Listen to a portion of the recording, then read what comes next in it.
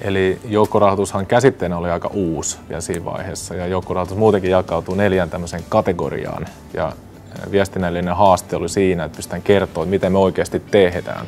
Internet ja raha-asiat, niin se on usein tämmöinen vähän jollain tavalla epäluotettavan oloinen, ja me haluttiin siihen vakuuttavuutta ja tunnettuutta.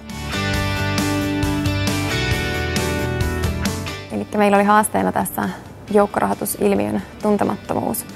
Ja joukkorahoitus miellettiin enemmän tämmöisiin kulttuurihankkeisiin niinkään kuin sitten yritysten rahoituskanavaksi. Ja tähän haasteeseen me lähdettiin vastaamaan pitkäjänteisellä mediaviestinnällä. Ja myöskin lähdettiin korostamaan joukkorahoitusta ilmiötasolla, että se oli todella uusi ja kiinnosti niin mediaa, sijoittajia kuin kasvuyrityksiä.